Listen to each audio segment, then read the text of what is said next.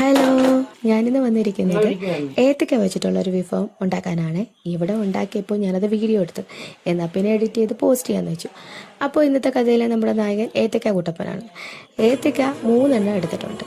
ഏത്തക്ക നല്ലപോലെ പഴുത്തത് 3, അത് ചെറുതായിട്ട് നുറുക്കിയതിന് ശേഷം വെള്ളത്തിൽ വേവിക്കാൻ വെക്കണം. ആ വേവിക്കുന്ന ഏത്തക്കയുടെ ഒപ്പം നമുക്ക് 2 തണ്ട് കറിവേപ്പിലയും കൂടെ കൂട്ടിന് ആഡ് ചെയ്യാം. അവർ രണ്ടുപേരുടെ അങ്ങനെ വന്ന് വെന്തങ്ങനെ തിളച്ചിങ്ങോട്ട് വരുമ്പോഴത്തേനും അതിലേക്ക് നമ്മൾ കളറിന് ആവശ്യത്തിനുള്ള നമ്മുടെ മഞ്ഞ കളർ കുട്ടപ്പൻ മഞ്ഞപ്പൊടിയെ ആഡ് ചെയ്യാം. മഞ്ഞപ്പൊടി 1 പിഞ്ച് ആഡ് ചെയ്ത് അതങ്ങനെ അത് രണ്ടും കൂടെ ചേർന്ന് തിളച്ച് കുറുകി വരുന്ന ആ സമയത്ത് വരുമ്പോഴത്തേനും ഇച്ചിരി വെന്ത ഇതായി കഴിയുമ്പോഴത്തേനും അതിലേക്ക് നമ്മൾ 1 പിഞ്ച് ഉപ്പ്, അതുപോലെ തന്നെ മധുരത്തിന് ആവശ്യത്തിന്. ഓൾറെഡി ഇതിൻ്റെ പഴുത്ത ഏത്തക്കയായതുകൊണ്ട് മധുരം കൂടുതലായിരിക്കും, എങ്കിലും മധുരം വേണ്ടുന്നതിനനുസരിച്ച് 2 സ്പൂൺ പഞ്ചസാരയോ അല്ലെങ്കിൽ 1 സ്പൂൺ പഞ്ചസാരയോ ചേർക്കാം.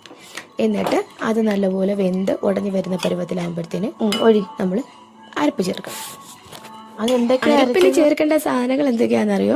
അരമുറി തേങ്ങ, 2-3 കൊച്ചുള്ളി, 2 പച്ചമുളക്, 1/2 ടീസ്പൂൺ ജീരകം, ഇത്രയും കൂടി ചേർത്ത് നല്ലപോലെ അരച്ച് പേസ്റ്റ് രൂപത്തിലാക്കിയിട്ട് അത് നമുക്ക് ഇതിനകത്തോട്ട് ഒഴിക്കണം, ഏത്തക്കായലോട്ട് ഒഴിക്കണം.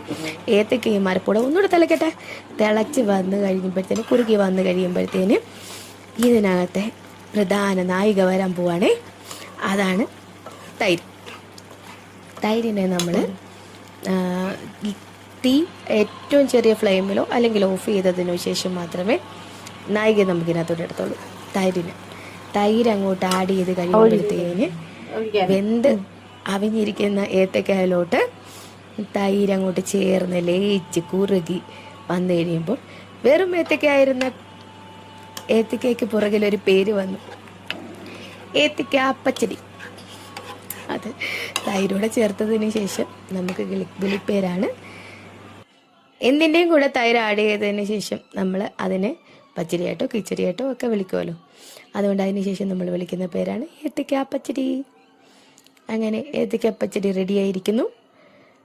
നല്ല ഐസ്ക്രീം പരുവത്തിലാണ് ഇരിക്കുന്നത്. കണ്ടു കഴിഞ്ഞാൽ മാംഗോ ഐസ്ക്രീമിൻ്റെ കൂട്ടിരിക്കുന്നു അല്ലേ. നല്ല ടേസ്റ്റാണ് കേട്ടോ.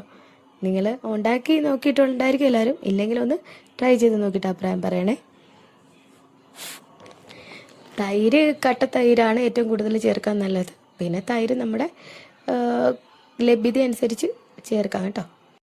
പച്ചടി ഒരുപാട് തരത്തിലുണ്ട്. തേങ്ങ അരച്ച് വെക്കാവുന്ന, തേങ്ങ അരയ്ക്കാതെ വെക്കാവുന്ന, നീട്ടി വെക്കാവുന്ന, കുറുക്കി വെക്കാവുന്ന, പൈനാപ്പിൾ, ഏത്തയ്ക്ക, മുന്തിരി, അങ്ങനെ പലതരത്തിലുള്ള പച്ചടിയുണ്ട്. നമുക്ക് ഓരോ ദിവസം ഓരോന്നായിട്ട് ഞാൻ പറ്റുന്ന കണക്ക് ആഡ് ചെയ്യുന്നത്. നിങ്ങൾക്ക് ഇഷ്ടമായ ലൈക്ക് ചെയ്യുക, ഷെയർ ചെയ്യുക, സപ്പോർട്ട് ചെയ്യുക.